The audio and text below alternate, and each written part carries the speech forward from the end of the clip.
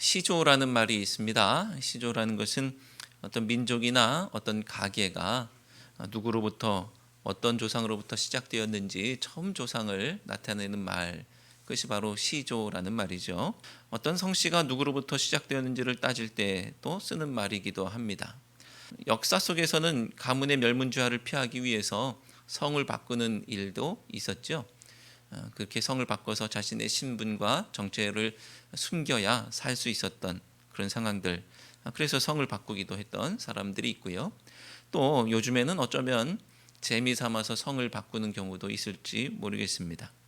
또 이런 경우도 있습니다.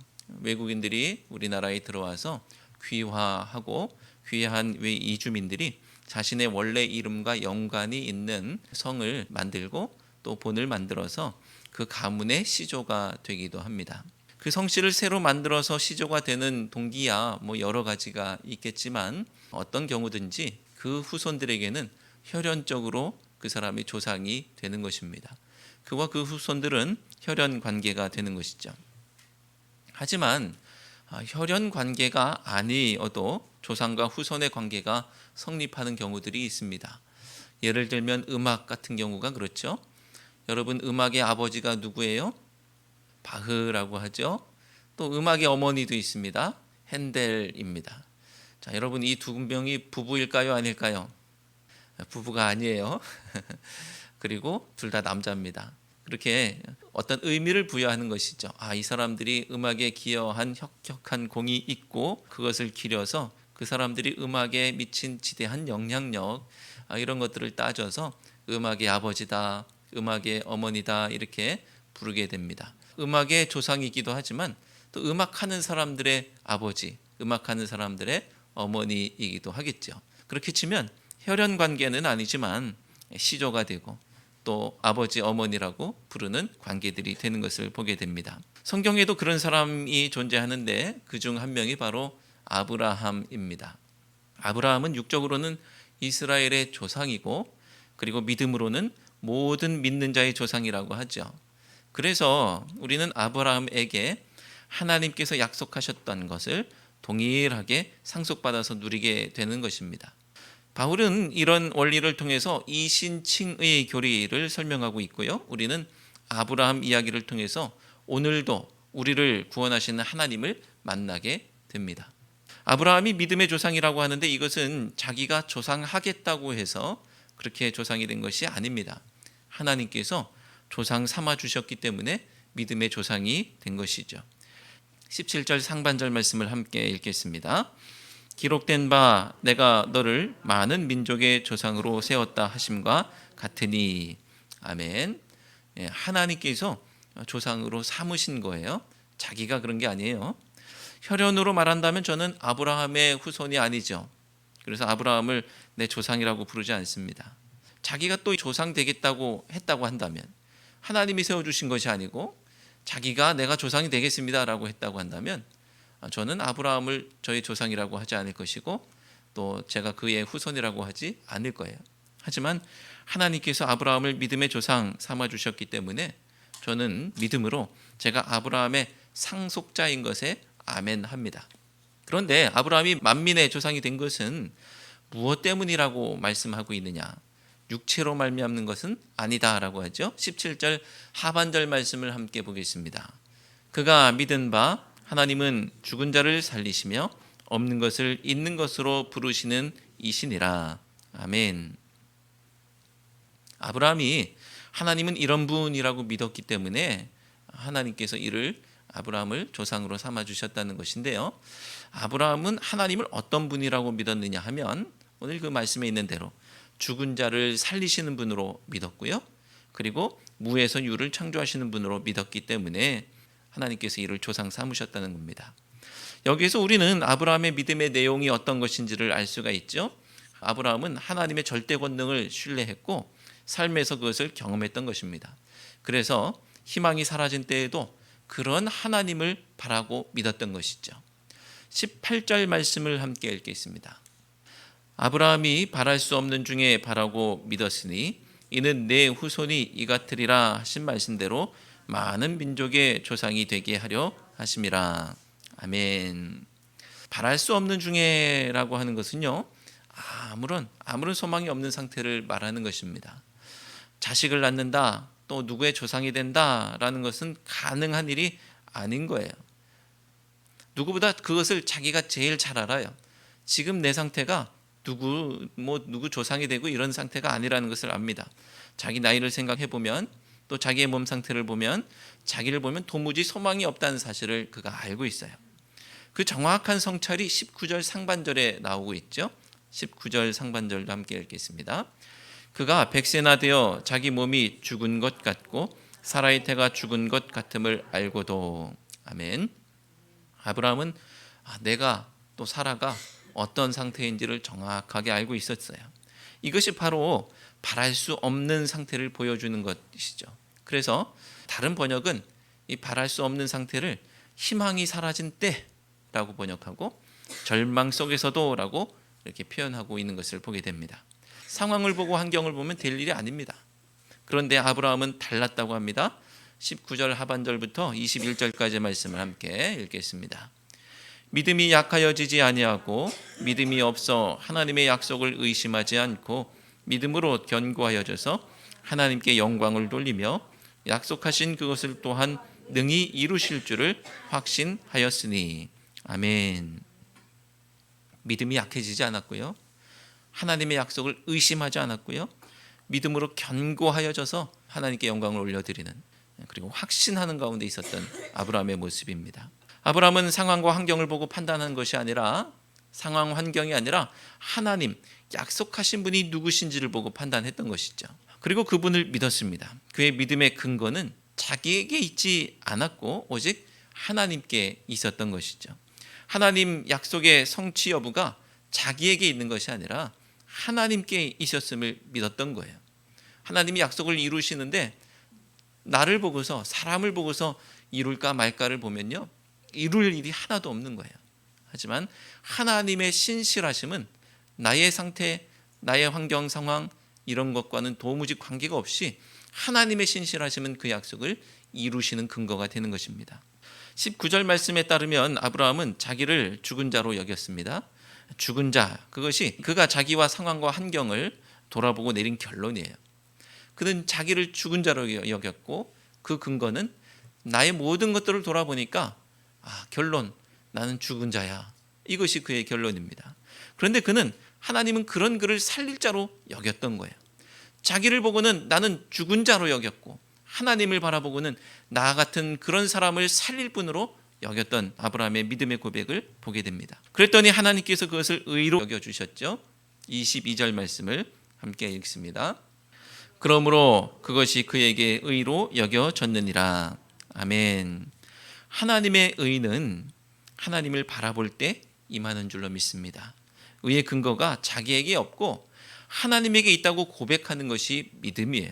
사랑하는 성도 여러분, 나를 보면 도무지 답이 없을 때가 있으실 거예요. 나를 보니까 도무지 답이 없어요. 내 상황 환경을 보면 아무런 소망이 없어요. 지금일 수도 있겠고요. 과거에 어느 때 그러셨을 수도 있을 겁니다. 상황과 환경을 보면 소망이 없을 때가 있습니다. 그런데 돌아보면 우리의 인생은 꼭 조건에 맞게만 일이 진행된 것이 아니고요. 그리고 상황대로만 된 것도 아니라는 것을 고백하게 됩니다. 우리 주곡교회가 조건에 맞고 상황에 맞게만 일이 진행이 되었다고 한다면 지난주에 광고했던 그런 일은 없겠죠. 하나님이 하시고 하나님께서 상황과 환경을 뛰어넘기에 인간이 판단할 때는 이거는 10년 걸릴 거야, 20년 걸릴 거야, 아무런 소망도 없어 라고 결론 내리지만 하나님은 그것을 뒤집으시는 줄로 믿습니다. 나를 보면 도무지 답이 없습니까? 그때 보이는 대로가 아니고 믿음으로 반응하시기 바랍니다. 조건, 상황, 환경에 제한되는 것은 믿음이 없어도 되는 일이죠. 아무런 믿음이 없는 사람도 그거 아주 쉽게 합니다. 상황을 보고 판단하는 것 누구든지 할 수 있습니다.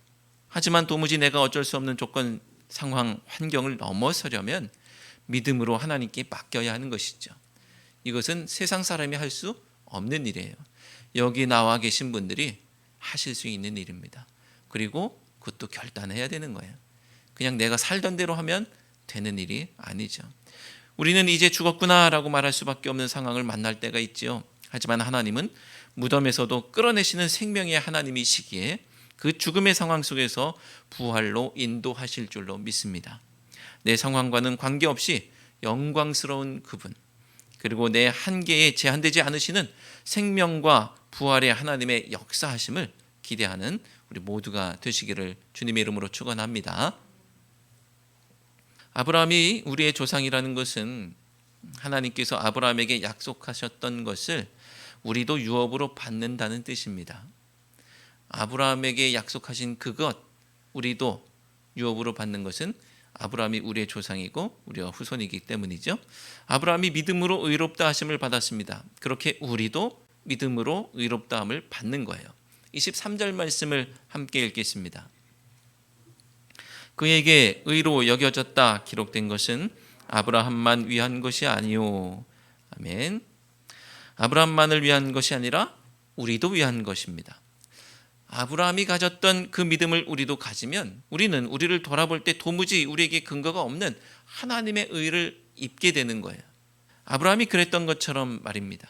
그렇다면 아브라함의 믿음이 어떤 것인지를 다시 한번 확인할 필요가 있겠죠. 사람은 아무리 길을 쓰고 노력해도 자기가 해결할 수 없는 문제가 있는데 그 중에 하나가 바로 죽음의 문제입니다. 이 문제를 해결하기 위해 갖은 방법을 동원하지만 해결했다는 사람을 저는 보지 못했습니다.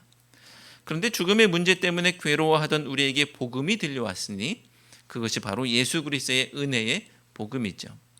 예수님께서 내 죽음의 문제를 해결하셨다는 거예요. 내가 예수 그리스도를 믿을 때 죽음의 문제가 해결되고 죽음에서 해방되는 것입니다. 그렇다면 내가 예수님을 믿을 때 그 믿음의 내용이 무엇이냐?